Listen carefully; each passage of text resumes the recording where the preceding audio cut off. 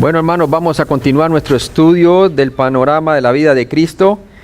Y hasta ahora que hemos visto el ministerio de Juan el Bautista, vimos el bautismo de Jesús, y ahora vamos a ver de manera cronológica la tentación de Jesús en el desierto.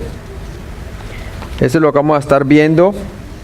Y básicamente voy a dividir este estudio en dos: la tentación de Jesús propia y luego 4 días en la vida de Juan el Bautista. Vamos a orar y vamos a pedirle al Señor que nos ayude a aprender de la tentación de Jesús, porque es importante que nosotros, de la misma manera como Él fue tentado, nosotros somos tentados, aunque nosotros somos también tentados de adentro, de la naturaleza pecaminosa. Él no, pero Él fue tentado de todas las maneras de afuera, en todas las maneras como usted puede ser tentado, y yo también, porque Él es nuestro representante. Él es el último Adán. O sea, que de la manera como Adán fue tentado en el jardín del Edén, y Eva, de igual manera Él fue tentado. ¿Para qué? Para ser nuestro sumo sacerdote, que puede empatizar con nosotros, puede simpatizar con nuestras debilidades, pero sin pecado, ¿no? Y triunfó sobre lo que es la carne, el mundo y Satanás. Entonces vamos a orar y vamos a pedirle al Señor que nos bendiga y podamos entender esta parte tan importante acerca de la tentación de Cristo. Padre Celestial, gracias por este día, por la oportunidad de poder enseñar el panorama de la vida de Cristo de un orden cronológico, tal cual como sucedieron los acontecimientos, Señor, desde los 4 puntos de vista complementarios de los 4 evangelios: el de Juan dirigido al mundo, el de Lucas dirigido a los griegos, Mateo a los judíos y Marcos a los romanos, Señor. Gracias, Padre, porque toda esta historia junta nos muestra el acontecimiento tal cual como Tú quisiste transmitiéndolos a nosotros, Señor, los que hemos alcanzado esta salvación en Cristo, Señor, y también para aquellos quienes todavía no han venido a la fe en Jesucristo. Te pido que Tú nos hables a través de Tu palabra y aprendamos de ella. Te pido por la asistencia de Tu Espíritu Santo en Cristo Jesús. Amén. Entonces, la tentación de Jesús. Esta historia la puede ver usted, este registro histórico, en Mateo capítulo 4, del 1 al 11. Va a ser nuestro cita primordial que vamos a estar estudiando, pero también lo puede ver en Marcos 1, del 12 al 13, y Lucas 4, del 1 al 13. Entonces vamos a leer allí en Mateo capítulo 4, 1. Y vamos a ver que después de que Jesús es bautizado, inmediatamente después de que los cielos fueron abiertos y el Padre habla desde el cielo diciendo: "Este es mi Hijo amado, en el que tengo complacencia", y después de que es identificado como el ungido de Jehová, como el Mesías prometido para la nación de Israel, anunciando Juan el Bautista que este es el Cordero de Dios que quita el pecado del mundo, y a la vez anunciando el reino para Israel, siendo ofrecido por el Mesías. Y diciéndole a la nación que se arrepientan, ¿verdad? Cambien de pensamiento y pongan su fe en el Mesías que estaba allí para que el reino pudiera venir. Entonces, ¿qué pasó, hermano? Inmediatamente después de eso, Jesús fue llevado a ser tentado. Y eso es donde vimos la palabra aquí en el capítulo 4, versículo 1 de Mateo. Nos dice aquí: entonces, quiere decir que va enlazado con el capítulo 3, en donde terminó con el anuncio de la voz del cielo que dijo: "Este es mi Hijo amado, en que tengo complacencia". Y luego dice: entonces Jesús fue llevado por el Espíritu al desierto para ser tentado por el diablo. En todo lo que Adán y Eva fallaron, Jesucristo, como nuestro perfecto sustituto, como el último Adán, Él iba a triunfar. Mateo 4.1 nos dice que Dios, el Espíritu Santo, llevó a Jesús al desierto para ser tentado o probado. Adán y Eva fueron tentados y probados ¿en dónde? En un jardín. Ahora Jesús iba a ser tentado a través de ¿qué? De Satanás en un desierto, ¿sí? En una tierra maldecida. Adán y Eva fueron tentados en una tierra en donde eran bendecidos con toda la bendición de Dios. Todo lo que ha hecho Dios era bueno en gran manera. Ahora Jesús iba a ser probado en una tierra maldecida, en donde sus representantes sobre la tierra, los hombres que había creado, ya habían pecado. Porque todos en Adán pecamos, dice la palabra de Dios. Entonces, vemos que Dios, el Espíritu Santo, lo llevó a Jesús a este desierto. Y lo llevó para ser tentado, probado. Mateo 4, 1a nos dice la palabra de Dios. Entonces Jesús fue llevado por el Espíritu al desierto. Este acontecimiento ocurrió inmediatamente después del bautismo de Juan, durante el cual Dios el Padre declaró: este es mi Hijo amado en que tengo complacencia. Tal cual cuando también Dios había bendecido a Adán y Eva con el matrimonio. Empieza el capítulo 3 de Génesis. ¿Cómo empieza? Vamos allí para que vea usted un paralelo, hermanos. Génesis capítulo 3, cuando Dios lo había bendecido el matrimonio. Dice: pero la serpiente era astuta más que todos los animales del campo que Jehová Dios había hecho, la cual dijo a la mujer: con que Dios ha dicho, no comáis de todo árbol del huerto.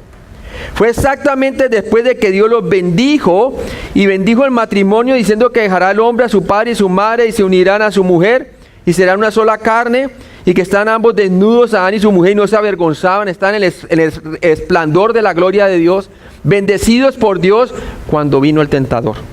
De igual manera, Jesús fue tentado después de que fue bendecido por el Padre en el río Jordán. Entonces vemos claramente aquí el desierto en donde fue tentado. Ahí puede ver una foto usted bien claramente. Fue llevado al desierto y ahí usted puede verlo, la región montañosa en Israel. Entonces Mateo 4:1b, ¿qué nos dice? Nos dice que fue llevado en el Espíritu al desierto para ser tentado por el diablo. Estas tentaciones satánicas probaron la validez de estas afirmaciones. Mateo 4:1c, esta tentación especial no fue la única vez que Jesús fue probado. Veamos Hebreos 4:15.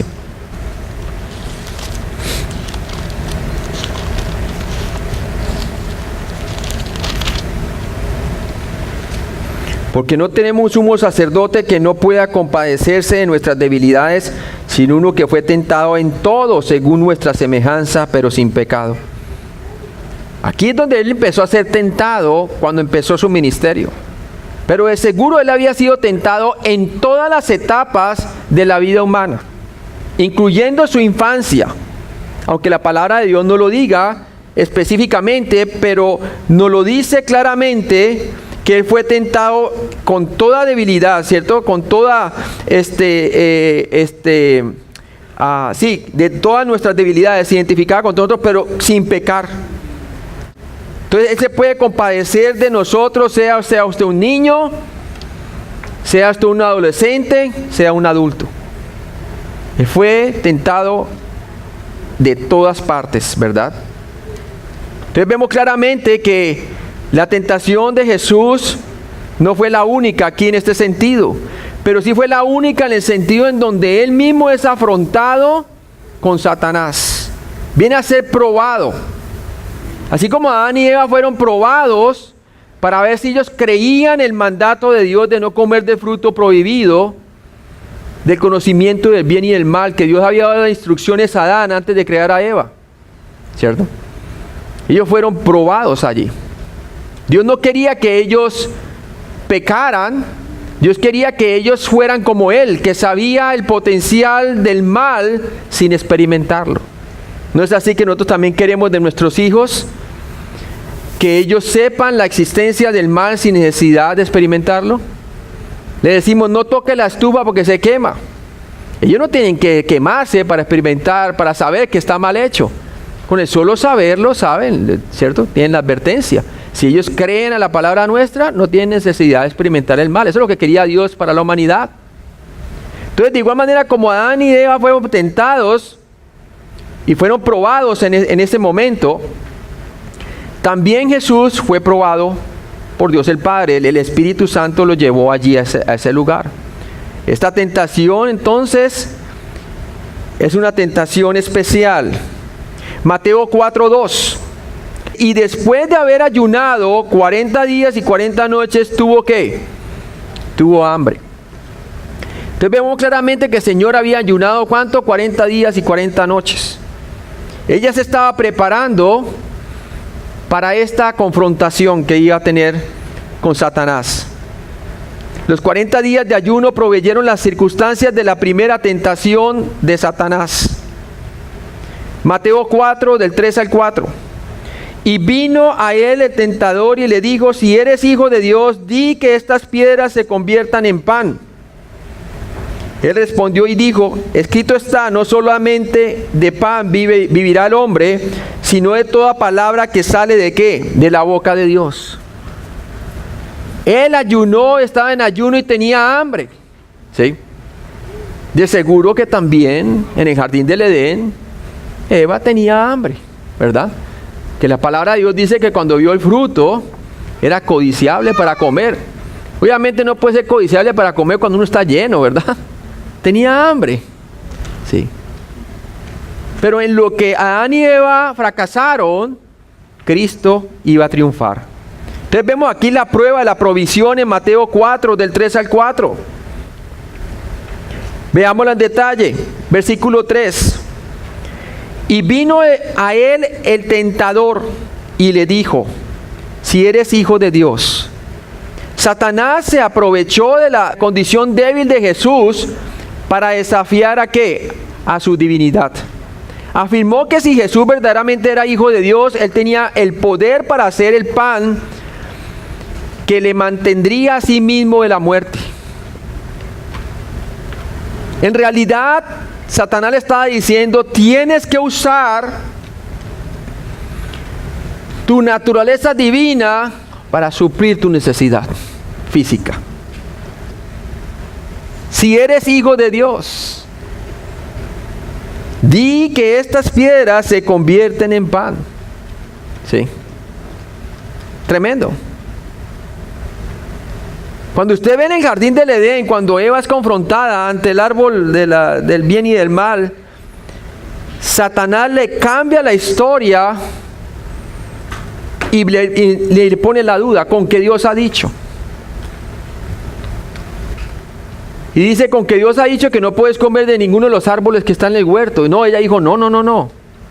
Él dijo que solamente el que está allí, del árbol del bien y del mal. De los demás sí podemos comer. Pero le agregó algo. Le dijo que ni lo tocaréis, ¿verdad? El Señor no había dicho eso. Era de que no lo comieran, ¿verdad? Comenzó a agregarle. Entonces, vemos claramente aquí, hermano, que Satanás está entonces tentando a Jesús directamente. Y veamos cómo viene la historia. En Mateo 4:3b nos dice allí: di que estas piedras se conviertan en pan. La tentación era escuchar a Satanás y resolver el problema del hambre de su propio poder divino en lugar de esperar en el Padre para salvarlo. Jesús quería demostrar en su humanidad dependiente del Padre que Él podía vencer cualquier tentación satánica. Esta es la lección de Jesús para nosotros los creyentes. Que con Cristo Jesús podemos nosotros vencer al maligno. ¿Cierto? Y ciertamente lo hemos vencido por medio de la muerte y por nuestros pecados de Cristo y su resurrección. Ustedes por la primera de Juan, la segunda de Juan nos habla a hijitos. Vosotros la habéis vencido. ¿Sí? Habéis vencido al maligno. Nosotros somos vencedores por la obra que hizo Cristo en la cruz, hermano. Nosotros no estamos luchando para la victoria, nosotros luchamos desde la victoria de la cruz. Obviamente, si nosotros también, ahora en nuestra santificación práctica, nos identificamos con el Evangelio de Cristo, muertos al pecado, muertos a la influencia satánica, muertos al mundo y vivos para con Cristo Jesús. La tentación era escuchar a Satanás y resolver el problema del hambre, ¿verdad? Sin esperar el poder divino de Dios para salvarlo. Ahora veamos cómo respondió Jesús en Mateo 4:4. Él respondió y le dijo: escrito está, no solo de pan vivirá el hombre, sino de toda palabra que sale ¿de qué? De la boca de Dios. Ojalá Eva hubiera respondido así a Satanás en el jardín del Edén, ¿es verdad? Pero no fue así. No respondió así.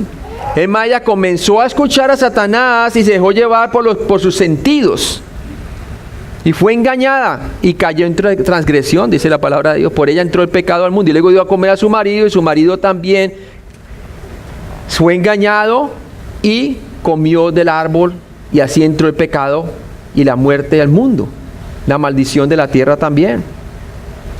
Pero ¿qué pasa? Jesús manejó la espada del Espíritu, citando Deuteronomio capítulo 8, versículo 3, subrayando con ello la autoridad de la palabra de Dios sobre la palabra de Satanás. Nuevamente le dijo él, escrito está, no solo de pan vivirá el hombre, sino de toda palabra que sale de la boca de Dios. Está citando Deuteronomio capítulo 8, versículo 3. Sí. Lo mismo le pudo haber dicho Eva, ¿cierto? Yo vivo desde la palabra de Dios, no el engaño que usted me está acabando de decir. Pero no fue así. Y mire cómo es Satanás de suspicaz. Porque él siempre le gusta violar la autoridad. Así como el marido es la cabeza del hogar, en lugar de atacar a la cabeza del hogar, atacó fue a quién, a la mujer. Así como Jesús se sujetó voluntariamente a su padre, Satanás está atacando al hijo. ¿Cierto? Tremendo. ¿Por qué? Porque el hijo se estaba colocando bajo la autoridad del padre para vencer esta tentación. Interesante. Ahora, Mateo 4, del 5 al 7. Ya vimos en Mateo 4, del 3 al 4, vimos entonces ya vimos la prueba de la provisión, ¿verdad? Que Dios ha proveído su palabra para que nosotros vivamos por ella y podamos soportar, ¿qué? Cualquier tentación. Ahora vamos la prueba del plan, porque Satanás no para allí. Como Satanás ve que no puede ante la palabra poderosa de Dios y Jesús dependiendo de la autoridad del Padre y de su palabra por la fe, de igual manera, ahora Satanás lo lleva a otra prueba diferente, la prueba del plan. Y mira lo que dice Mateo 4, de 5 al 7. Entonces el diablo le llevó a la santa ciudad y le puso sobre el pináculo del templo. Y le dijo, si eres hijo de Dios, échate abajo, porque escrito está, a sus ángeles mandará acerca de ti. Tremendo.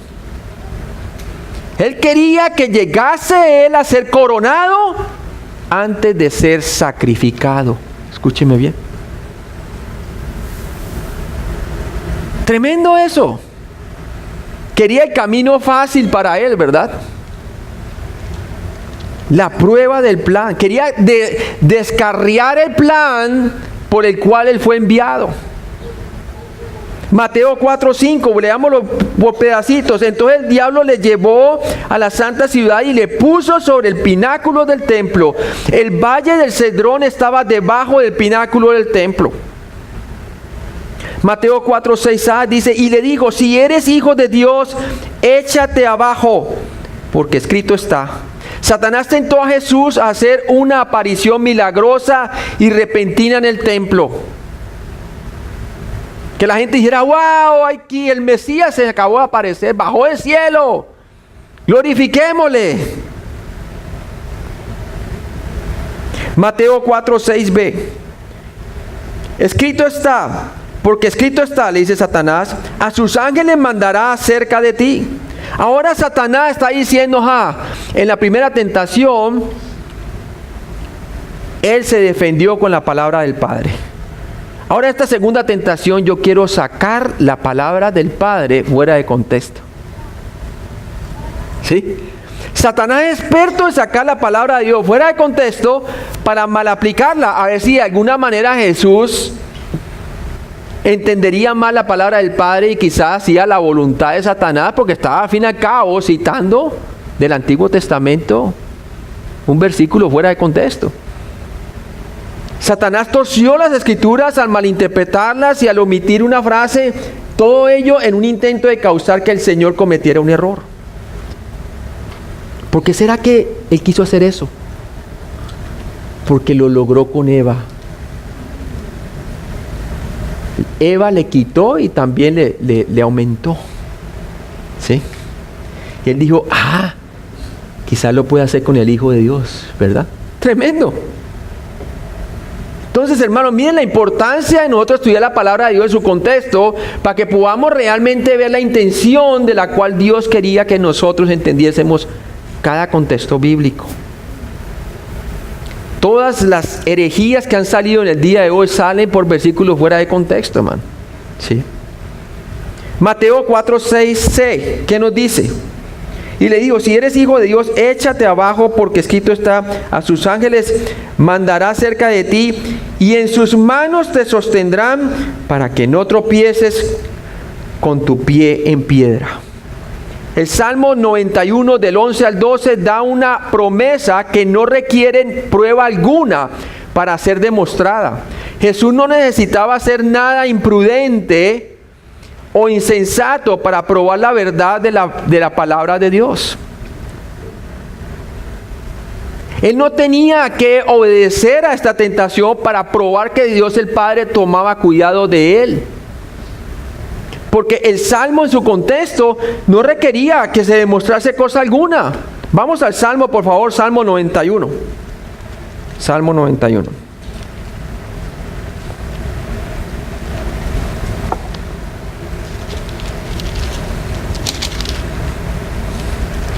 Versículo 11 y 12 dice: pues a sus ángeles mandará acerca de ti, que te guarden en todos tus caminos, y las manos te llevarán para que tu pie no tropiece en piedra. ¿Sí? Mire que es muy diferente el sentido que está puesto aquí. Él está diciendo que mandará a sus ángeles, pues a sus ángeles mandará acerca de ti, que te guarden en todos tus caminos. No dice en ningún momento que Él tiene que aventarse, que Él tiene que poner a Dios a prueba en esas circunstancias. Esta es una promesa que Dios el Padre le está dando. En las manos te llevarán para que tu pie no tropiece en piedra. Entonces, hermanos, Satanás le gusta sacar fuera de contexto.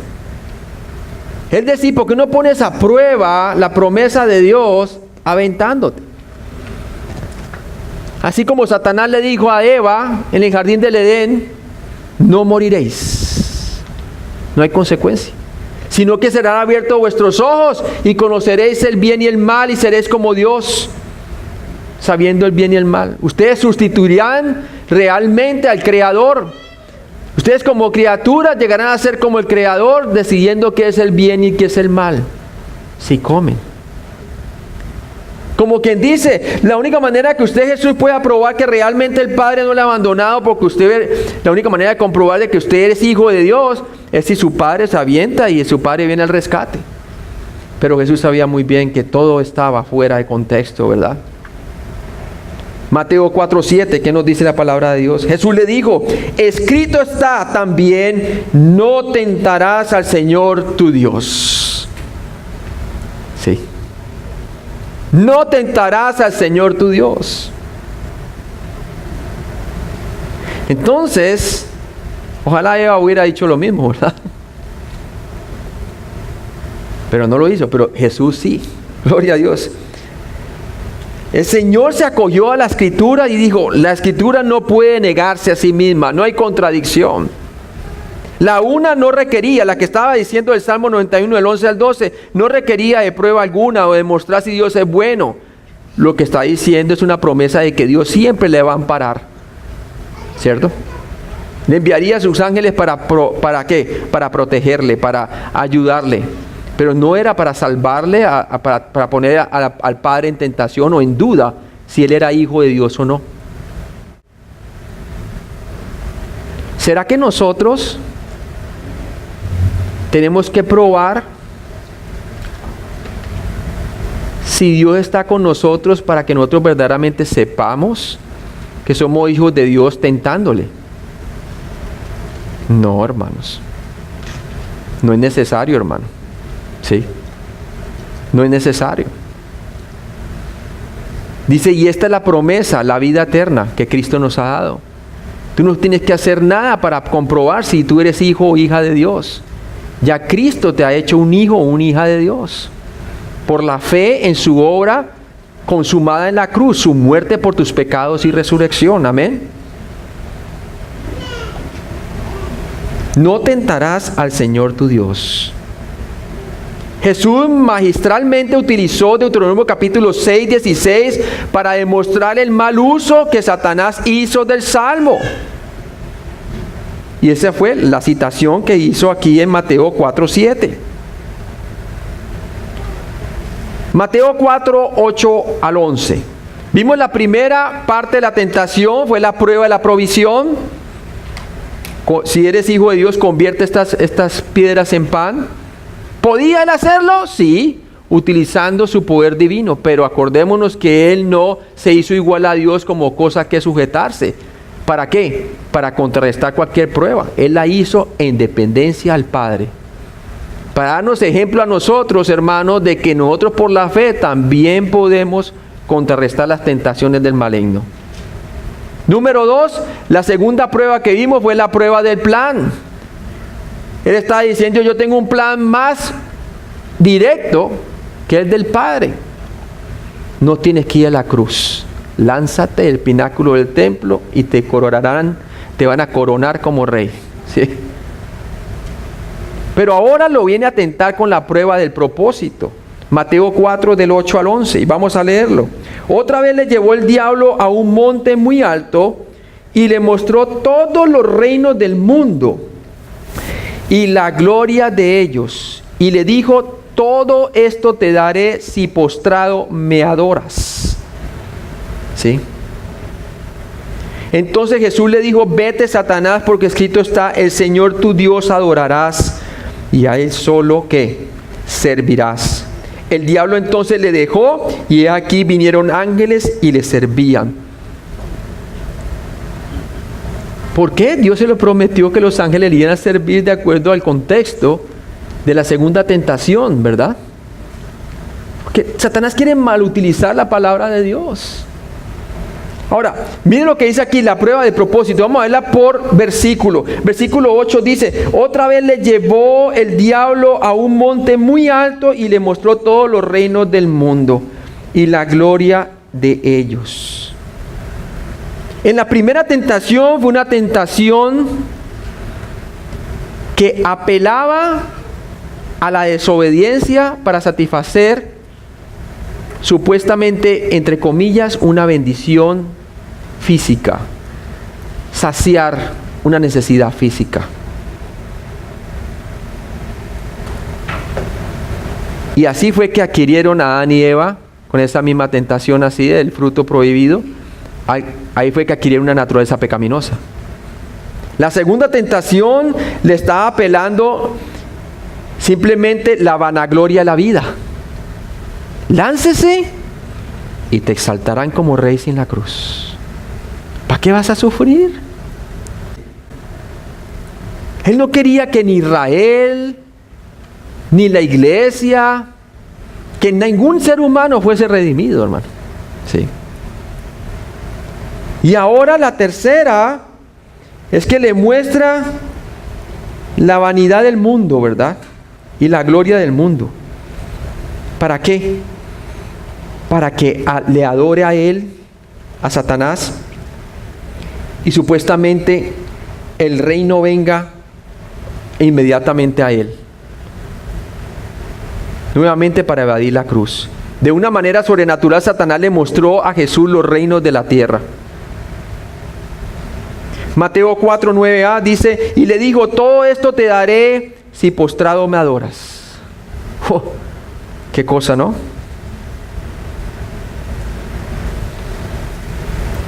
Es lo mismo a nosotros hoy en día, ¿verdad? ¿Cuántas cosas Satanás nos ofrece hoy si le adoramos? Muchas, hermanos, ¿verdad? Mateo 4, 9b. Él tentó a Jesús a evadir la cruz con el fin de obtener el reino. y obtener el reino sin ningún sufrimiento. Solamente lo que tenía que él era adorar ¿a quién? A Satanás.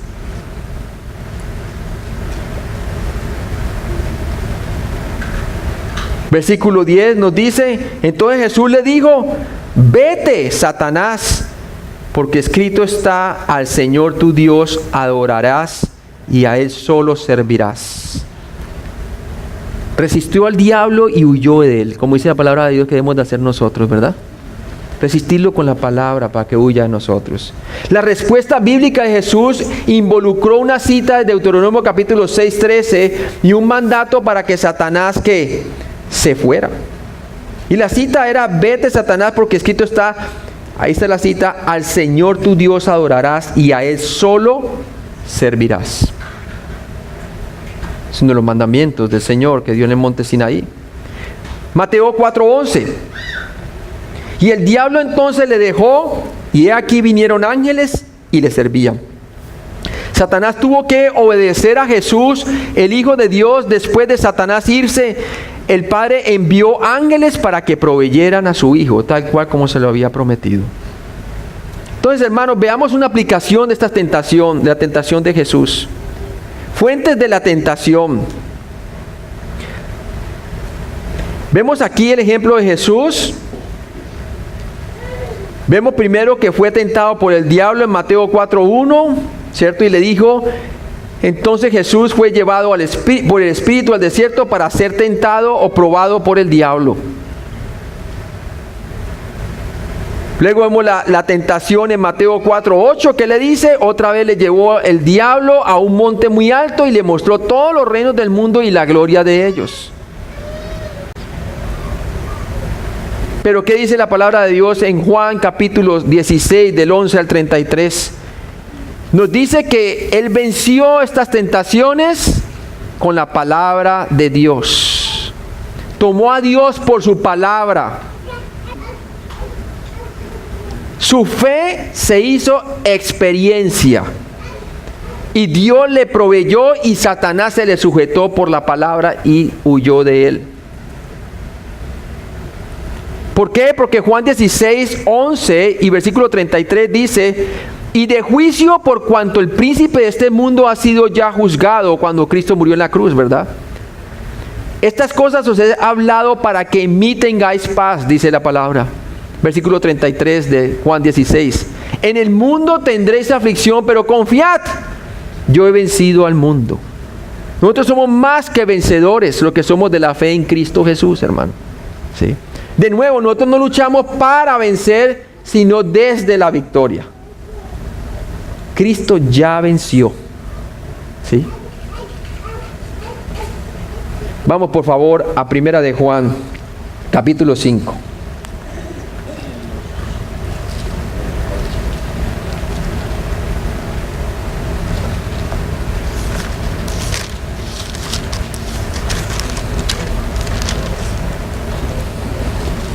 Versículo 1 dice, todo aquel que cree que Jesús es el Cristo es nacido de Dios.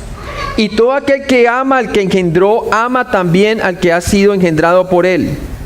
Versículo 2 de Juan, Primera de Juan 5. En esto conocemos que amamos a los hijos de Dios, cuando amamos a Dios y guardamos sus mandamientos. Ahora mira lo que dice aquí. Pues este es el amor de Dios, que guardemos sus mandamientos, y sus mandamientos no son gravosos. Y luego nos dice quién es el vencedor, versículo 4. Porque todo lo que es nacido de Dios vence al mundo. ¿Quiénes son los nacidos de Dios? Vamos a ver. Y esta es la victoria que ha vencido al mundo, nuestra fe. Los que han creído en Cristo, en quién es Él y su obra consumada en la cruz, su muerte por nuestros pecados y resurrección. ¿Quién es el que vence al mundo? Sino el que cree que Jesús es el Hijo de Dios. Tú no tienes que sujetarte o probar o tentar a Dios en nada, hermano, para comprobar si tú eres un hijo de Dios. Tú eres hijo de Dios porque has nacido de nuevo por la fe en Jesucristo. Tú eres más que un vencedor. Tú eres un vencedor, hermanos. Jesús no tenía que tentar al Padre para comprobar si Él era hijo de Dios o no. Él era hijo de Dios. Desde antes de la fundación del mundo, hermano. Hijo de Dios. Recordemos que la connotación hijo de Dios es hacerse igual a Dios, como decían los judíos, y por eso lo crucificaron. ¿Sí? Hebreos 4:15, ¿qué nos dice la palabra de Dios? Porque no tenemos un sumo sacerdote que no pueda compadecerse de nuestras debilidades, sino uno que fue tentado en todo, según nuestra semejanza, pero sin pecado. Somos más que victoriosos por medio de aquel que nos salvó. Amén. Jesucristo Jesús. Nosotros estamos en Cristo Jesús. ¿Cuáles son las fuentes de la tentación del creyente entonces ahora, hermanos? Número 1 es la carne. Santiago 1, del 14 al 15 dice: sino que cada uno es tentado cuando de su propia concupiscencia o deseo carnal es atraído y seducido, como lo fue Eva, ya después de haber comido, porque primero fue seducida, y cuando cambiaron sus pensamientos pensando de que se iban a abrir los ojos y creyó la mentira, fue que comió, hermanos, y obviamente el mordisco solamente consumó lo que ya había ella pecado, ya había adquirido una naturaleza pecaminosa al codiciar el fruto, ¿cierto? Pensaba que lo que Dios había dicho no era suficiente, hermano, que le faltaba algo más por conocer. Hay veces ustedes también, hermano, ¿no han sido tentados así? Satanás siempre le hace pensar a uno que hay algo más por conocer que Dios no te lo ha mostrado. Entonces, dice allí, entonces la concupiscencia, después que ha concebido, da a luz el pecado, y el pecado siendo consumado da a la luz la muerte. Esa es la naturaleza pecaminosa que tenemos, la carne, somos tentados por la carne. Nuestra tendencia al mal que hemos heredado de Adán. La segunda fuente de la tentación es el diablo. Primera de Pedro 5:8 nos dice: sed sobrio y velad, porque vuestro adversario el diablo, como león rugiente, anda alrededor buscando a quien devorar. Sí. Si buscó al Hijo de Dios para devorarlo, hermano, pues a cualquiera de los creyentes va a querer hacerlo, ¿verdad? El diablo anda como león rugiente mirando a quien devorar. Pero nuestra tercera fuente de la tentación es el mundo, el sistema mundial. Colosenses 2:8 nos dice: mirad que nadie os engañe por medio de filosofías y huecas sutilezas según la tradición de los hombres, conforme a los rudimentos del mundo y no según Cristo. Como les dije antes, el mundo nos dice: te falta algo por conocer. Experiméntalo, ¿verdad? En el mundo vas a encontrar satisfacción. Y Dios no quiere que tú encuentres eso. ¿Por qué no lo haces? Que todo el mundo lo hace, ¿verdad? Tremendo. El mundo. Pero ¿qué nos dice primera de Juan 2, del 15 al 17? Nos dice a los creyentes una exhortación clara, hermanos. Nos dice: no améis al mundo ni las cosas que están en el mundo. Si alguno ama al mundo, el amor del Padre no está en él en ese momento. Porque todo lo que hay en el mundo, dice, los deseos de la carne, ahí está la primera fuente de la tentación, los deseos de los ojos, ¿cierto? Y la vanagloria de la vida, ahí están los tres, no provienen del Padre sino del mundo, y el mundo pasa y sus deseos, pero el que hace la voluntad de Dios permanece ¿para qué? Para siempre. ¿Sí? Y eso es primera de Juan 2, del 15 al 17. Ahora, hermanos, habiendo estudiado la tentación de Jesús, ahora veamos 4 días en la vida de Juan el Bautista. Juan 1, del 19 al 51.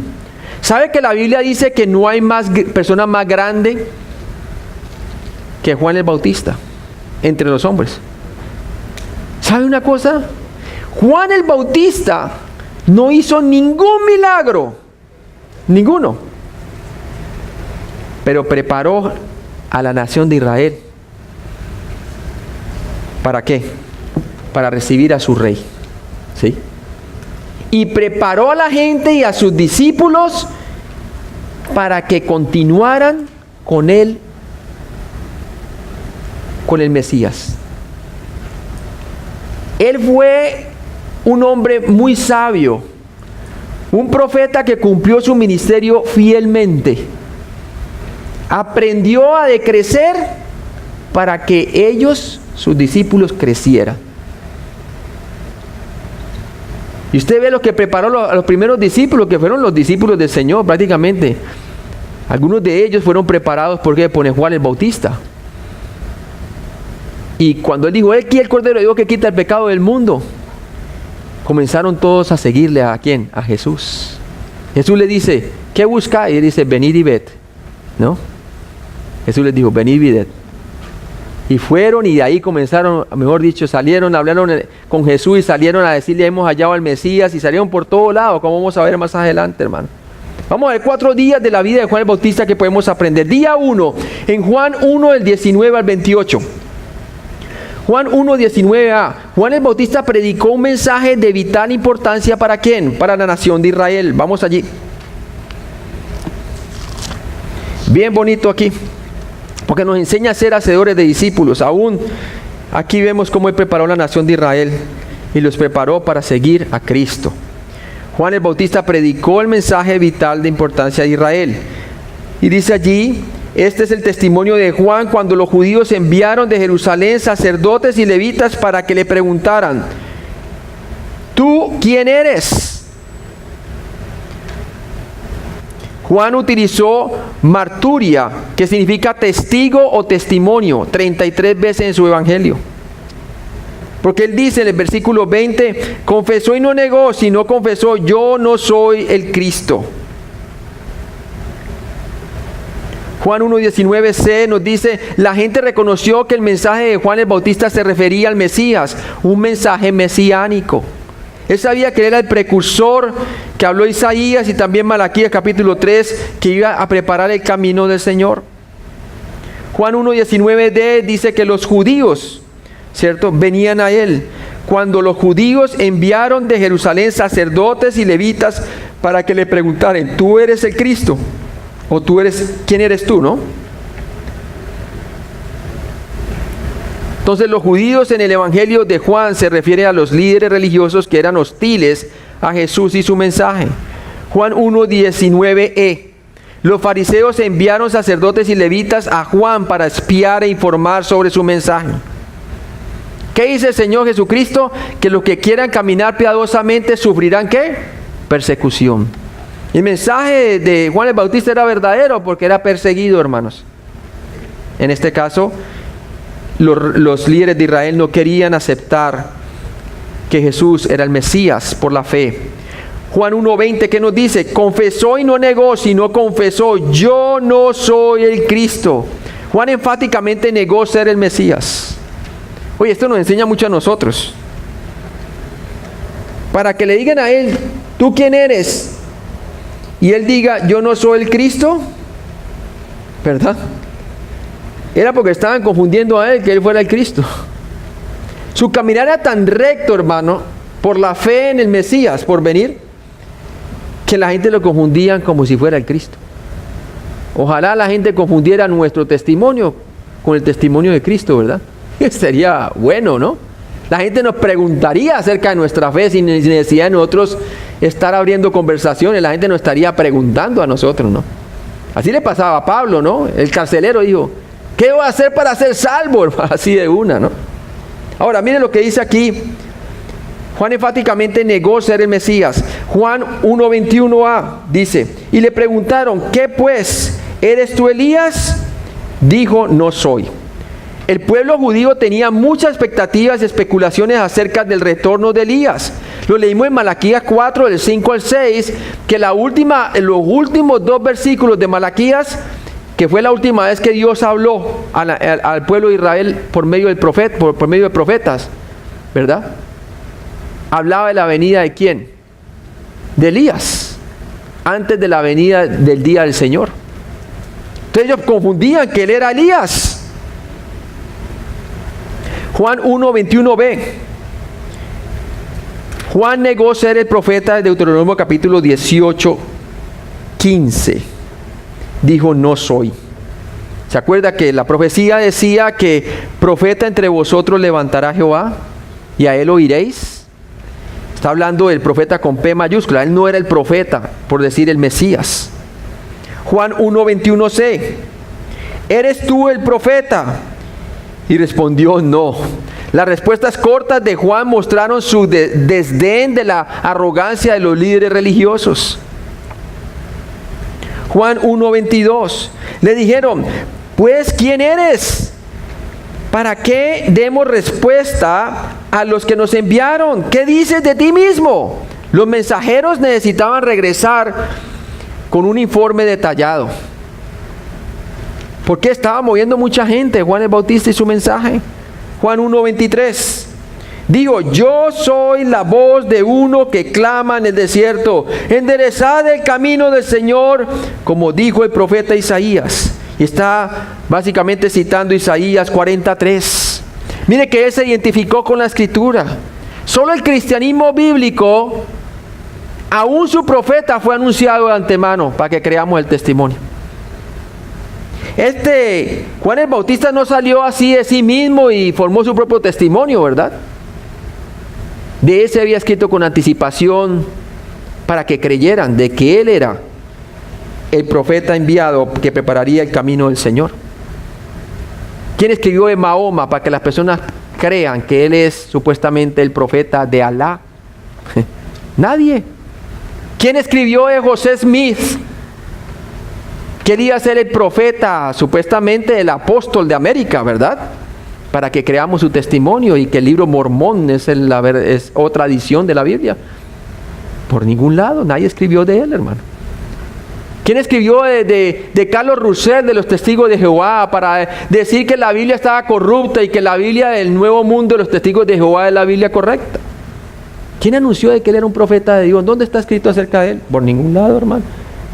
Pero Jesús dice, si alguno viene en su propio nombre, a ese sí recibís. Amén.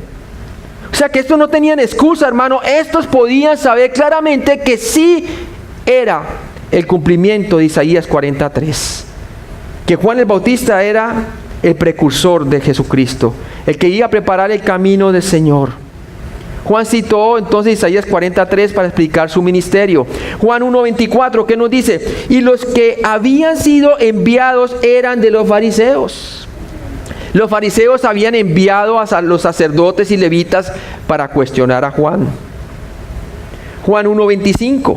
Y le preguntaron y le dijeron, ¿por qué pues bautizas si tú no eres el Cristo, ni Elías, ni el profeta?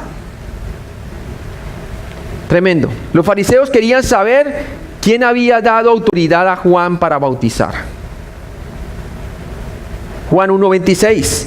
Juan le respondió diciendo, yo bautizo con agua, mas en medio de vosotros está uno a quien vosotros no conocéis. Juan no dio una respuesta, sino que cambió el foco hacia el Mesías. Él dijo, el evangelio que yo anuncio no se trata de mí. Se trata del judío en medio de vosotros que no conocéis. Cristo, el Mesías prometido para Israel. ¿Sí? Juan no dio una respuesta, sino que cambió el foco hacia el Mesías. El evangelio no es de acerca de mí ni de ti, es acerca de quién es Cristo y su obra final de la cruz, su muerte y resurrección por nuestros pecados, hermanos. Juan 1:27 dice la palabra de Dios, este es el que viene después de mí, el que es antes de mí, del cual yo no soy digno de desatar la correa del calzado. La humildad de Juan es vista en la descripción de su rol en el plan de Dios. Yo solamente soy el precursor. Él es el que merece la honra y la gloria por los siglos de los siglos. Juan 1:28 dice, estas cosas sucedieron en Betábara, al otro lado del Jordán, donde Juan estaba bautizando. Betania parecía ser la base de operaciones de Juan en ese momento. Ahí es donde ejercía su ministerio. Juan 1, del 29 al 34. Veamos el día número 2 de Juan. Juan 1:29. Al siguiente día, día número 2, vio Juan a Jesús que venía a él y dijo: he aquí el Cordero de Dios que quita el pecado del mundo. La declaración de Juan acerca de Jesús trajo a la mente el Cordero Pascual y señaló su obra como el sacrificio sustituto por el pecado. He aquí el que verdaderamente quita el pecado y la culpabilidad de en medio, ¿verdad? Para que es de la fe en el Mesías. Ese es el que él anunciaba. Juan 1:30 dice allí: este es aquel de quien yo dije, después de mí viene un varón, el cual es antes de mí, porque era primero que yo.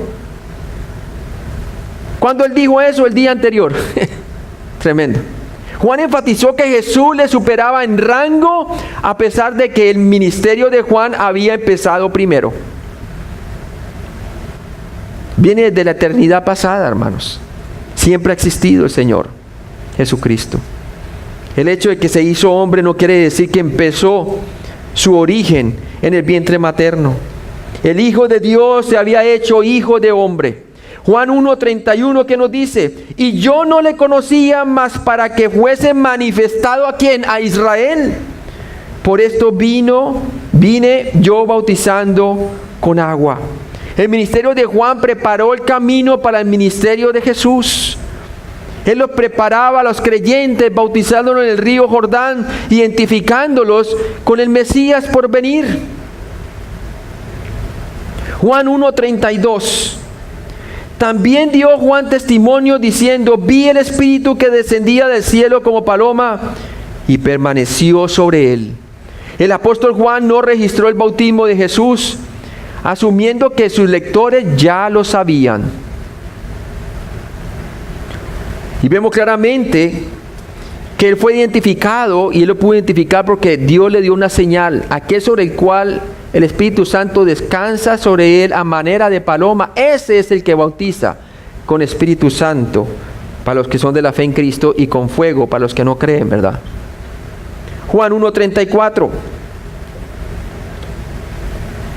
dice, leamos el 33, dice: y yo no le conocía, pero el que me envió a bautizar con agua, aquel me dijo: sobre quien veas descender el Espíritu y que permanece sobre él, ese es el que bautiza con Espíritu Santo. Y yo le vi y he dado testimonio de que este es el Hijo de Dios.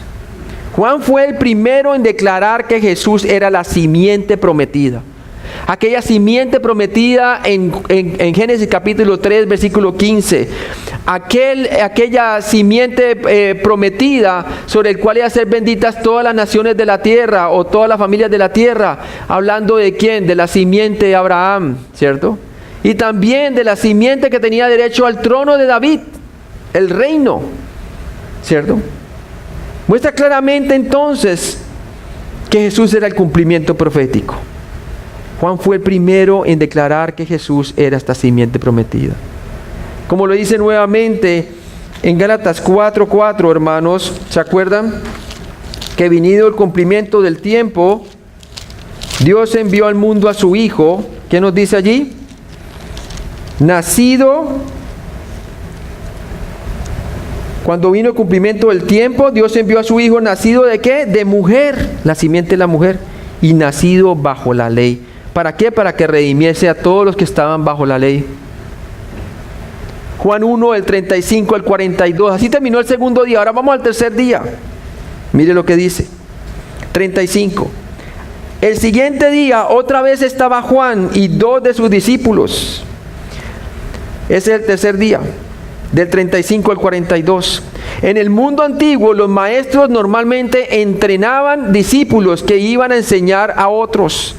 Como lo dice 2 Timoteo 2, del 1 al 2. Vamos allí, por favor. Y eso es lo que hemos de hacer nosotros ahora en la edad de la iglesia, hermano. Así como lo hizo Juan presentando el reino de Israel, lo hemos de hacer nosotros ahora en la edad de la iglesia. No como Juan lo hizo únicamente al pueblo de Israel, ¿cierto? Y aquellos que eran prosélitos, sino también nosotros lo hemos de hacer es a toda criatura en la edad de la iglesia. Y vamos allí a 2 Timoteo 2, del 1 al 2.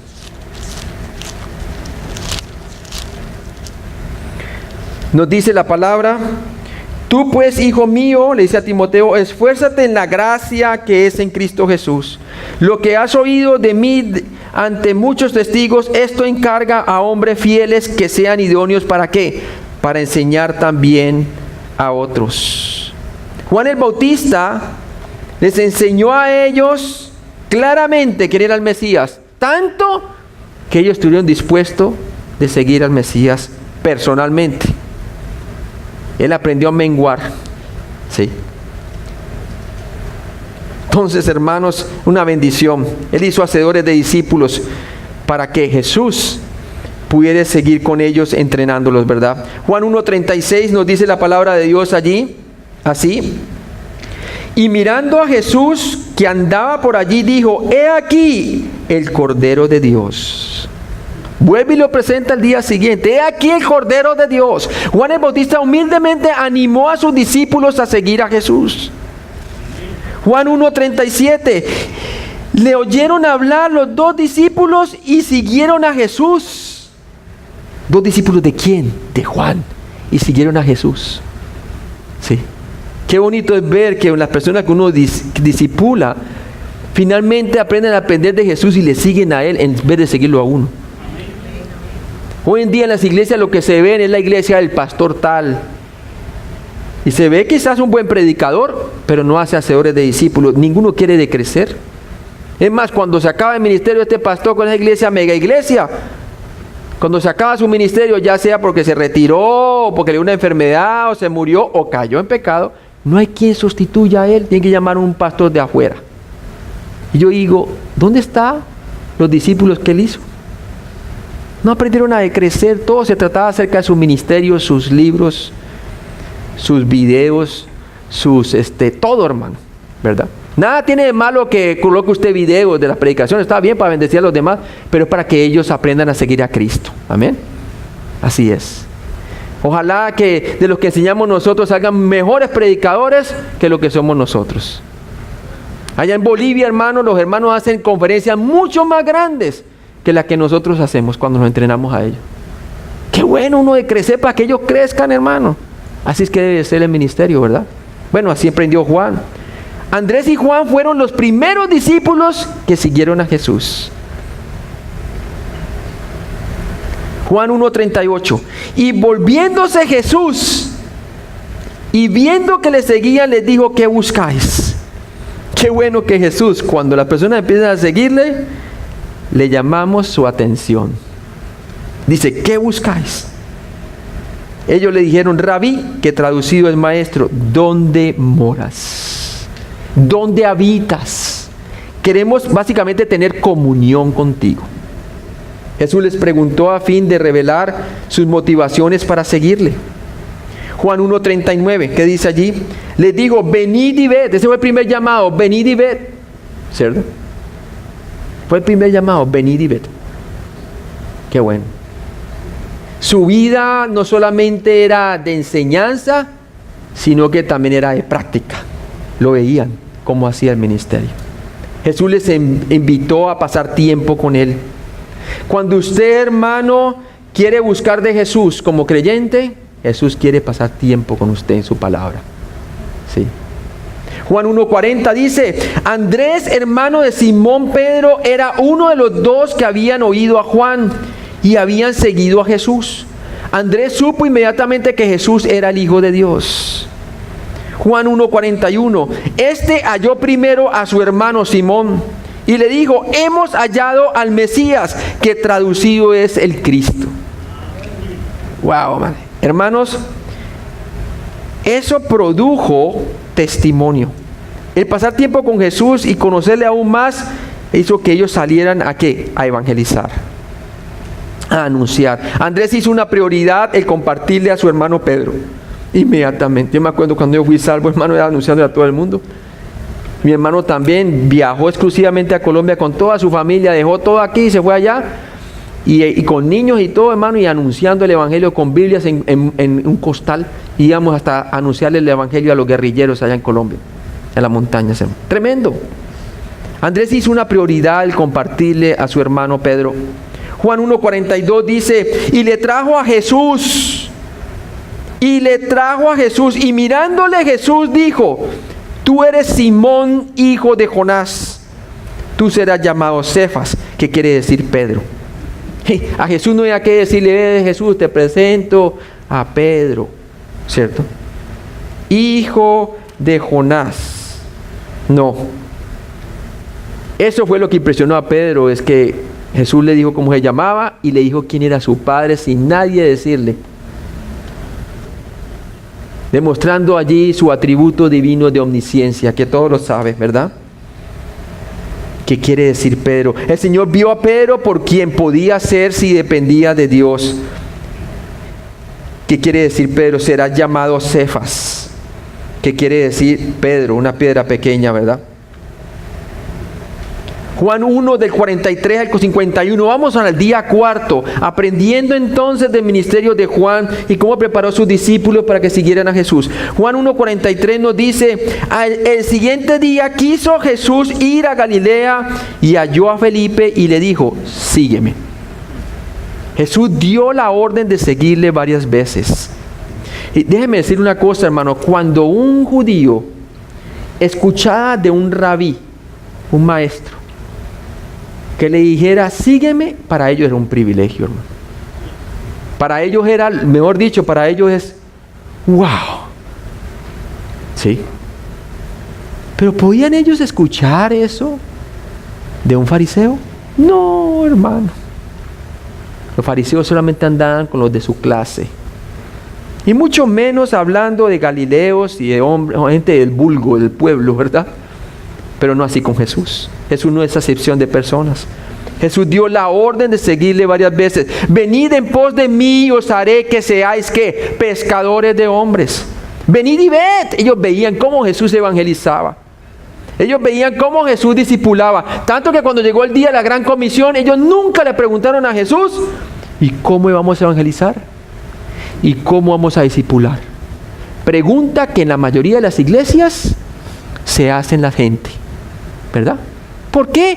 No se está haciendo. Porque la gente no ve a sus pastores, no ve a la gente cómo lo hace. Entonces la gente está atemorizada. Hermano, tremendo, ¿no?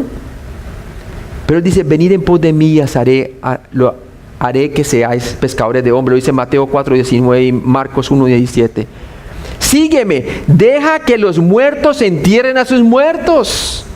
Ocúpate de las cosas de Dios. No te pongas a llorar y quedarte allí que porque murió un ser querido y te quedaste lamentándote el resto de tu vida. No, sígueme a mí. Mateo 8:22 y Lucas 9:59 nos dice eso también. Sígueme. Mateo 9:9, Marcos 2:14 y Lucas 5:27 lo dice. Si alguno quiere venir en pos de mí, niéguese a sí mismo y tome su cruz y sígame. Ponga su vista en las cosas de arriba y no le da tierra. Eso es lo que quiere decir la palabra. Identifíquese con la cruz diariamente, muerto al pecado y vivo para con Dios en Cristo Jesús. ¿Sí?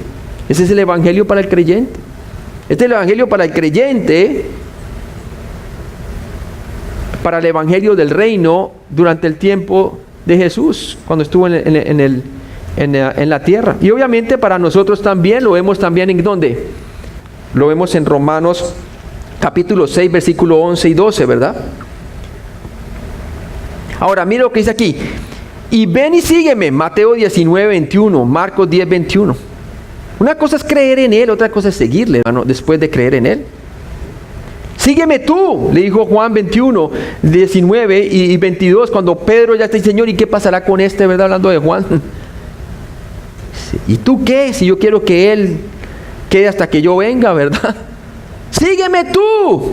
Ahí ven, nos podemos desviar, ¿verdad? Pensando en otro hermano. ¿Y qué hará este hermano? ¿Sí? Si él va, yo voy. Si no, no voy. No, hermano, tú sigue a Jesús. Sígueme tú. Sígueme tú. Él fue el que pagó, el que fue el que resucitó. Él es el que te da el gozo del Espíritu Santo. Juan 1:44, ¿qué nos dice? Y Felipe era de Betsaida, la ciudad de Andrés y Pedro. Betsaida era una ciudad en la esquina noroeste del mar de Galilea, cerca de la cual Jesús alimentó a 5,000 y sanó a un hombre ciego. Juan 1:45, Felipe halló a Natanael y le dijo, hemos hallado a aquel de quien escribió Moisés en la ley, así como los profetas, a Jesús, el hijo de José de Nazaret. En su testimonio a Natanael, Felipe enfatizó las escrituras proféticas. ¿Por qué? Porque Natanael es un hombre, un verdadero israelita ocupado en las escrituras, hermano. Juan 1:46a, Natanael le dijo, de Nazaret puede salir algo de bueno. Le dijo Felipe, ven y ved. Natanael, un estudiante de la escritura, sabía que el Mesías vendría de Belén. Y claro, Nazaret no había nada bueno en Nazaret.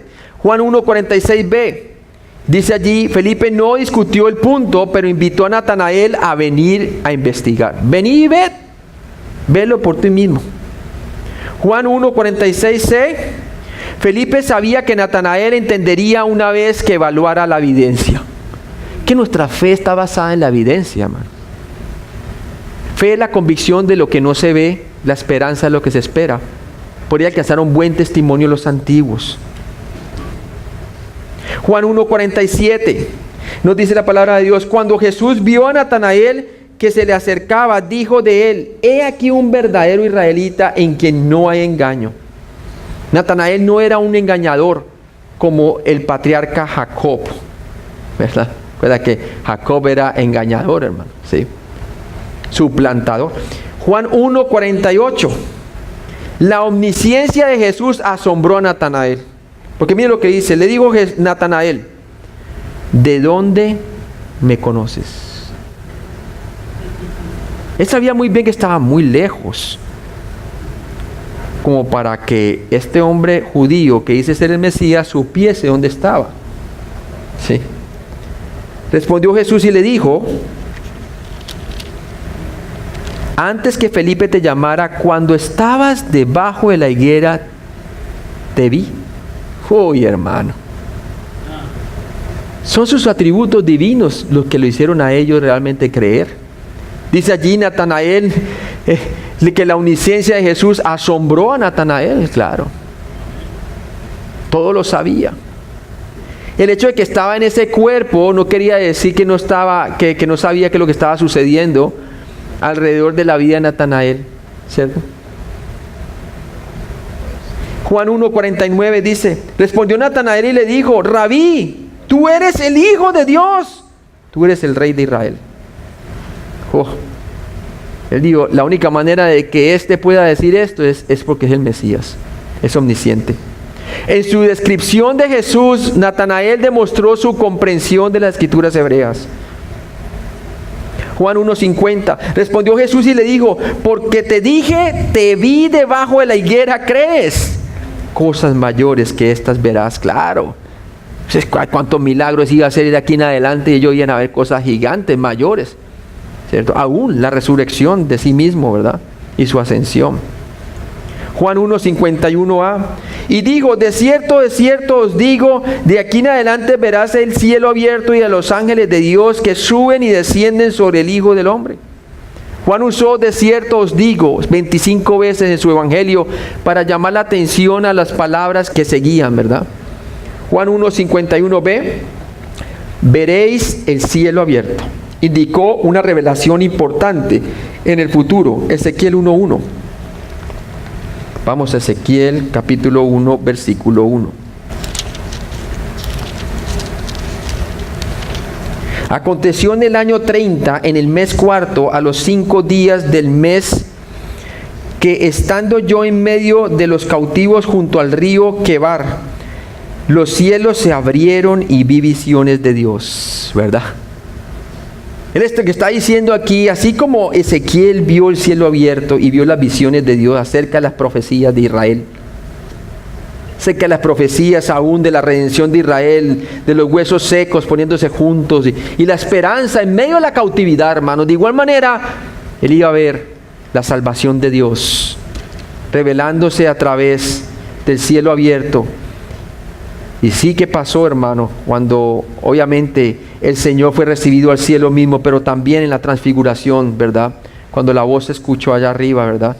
he aquí mi hijo amado que tengo complacencia, y así sucesivamente. Juan 1:51c, Natanael estuvo evidentemente contemplando el sueño de Jacob en Génesis 28:10.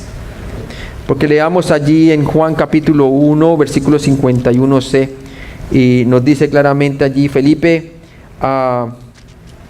dice, y le dijo, de cierto digo que de aquí en adelante veréis el cielo abierto y los ángeles de Dios que suben y descienden sobre el Hijo del Hombre. Quiere decir, básicamente, que va a haber la bendición de Dios, de aquel de que descendió del cielo y que fue profetizado como una escalera, la cual vio Jacob. Y esa escalera era Cristo, ¿verdad?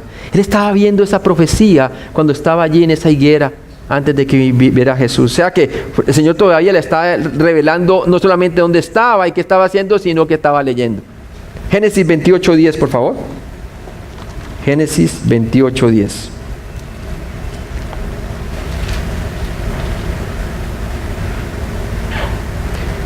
Dice aquí, salió pues Jacob de Berseba y fue a Harán, y llegó a un cierto lugar y durmió allí, porque ya el sol se había puesto, y tomó de las piedras de aquel paraje y puso a su cabecera y se acostó en aquel lugar y soñó. Y he aquí una escalera que estaba apoyada en tierra y su extremo tocaba en el cielo, y he aquí ángeles de Dios que subían y descendían por ella, ¿verdad? Y dice el versículo 13, y he aquí Jehová estaba en lo alto de ella, el cual dijo, yo soy Jehová, el Dios de Abraham tu padre y el Dios de Isaac. La tierra en que estás acostado te la daré a ti y a tu descendencia. Ese mismo que estaba soñando estaba presente hablándole a Natanael, el Mesías. Génesis 28:12, la escalera sirvió como un acceso al cielo con los ángeles de Dios que subían y descendían por ella. Génesis 28:13, Jesús fue el cumplimiento del sueño de Jacob. Así fue. Estaba hablando aquel que hizo la promesa a Abraham y a sus padres de que le daría esa tierra. Ahí estaba él mismo ofreciéndoles el reino.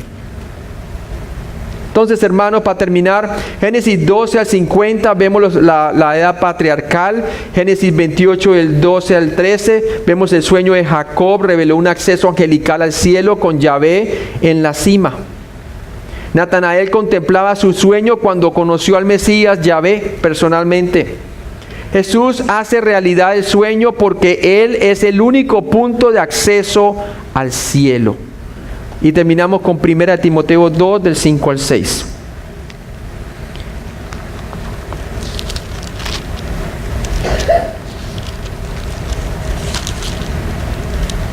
Porque hay un solo Dios y un solo mediador entre Dios y los hombres, Jesucristo hombre, el cual se dio a sí mismo en rescate por todos, de lo cual se dio testimonio a su debido tiempo. Amén. Vamos a orar. Padre Celestial, gracias. Gracias porque estuvimos viendo el ministerio de Juan el Bautista, Señor, pero también vimos la tentación de Jesús, Señor. Y cómo nosotros somos más que vencedores a partir de la obra consumada de Cristo y su ascensión al cielo, Señor. Gracias, Padre, porque por medio de tu crucifixión tú ya has juzgado al mundo, has juzgado a Satanás, y tú nos has dado la victoria por medio de tu resurrección. Por eso Pablo dice que somos más que vencedores en Cristo Jesús, Señor. Que ni lo alto, ni lo profundo, ni potestades, ni principados, nadie nos puede separar del amor de Cristo, del amor de Dios en Cristo Jesús, Señor. Gracias, Padre, porque todo aquel que ha puesto su fe en Jesucristo es más que vencedor, es un vencedor. Y gracias, Señor, porque nosotros no luchamos para la victoria, sino desde la victoria. Padre, enséñanos a ser discípulos, así como emprendimos de los días de Juan el Bautista, en donde Él encaminó a las personas para que dependieran personalmente de Cristo y no de sí mismo. Gracias, Padre, por esta enseñanza. Te pido, Padre, que si hay una persona que todavía no ha puesto su fe en quién es Cristo y la obra consumada que Él hizo por él, que hoy ponga su fe, que Cristo ya murió por nuestros pecados conforme a la Escritura y resucitó entre los muertos, y que por la fe en ti obtenga como regalo la vida eterna y el perdón de sus pecados. En Cristo Jesús te lo pedimos. Amén.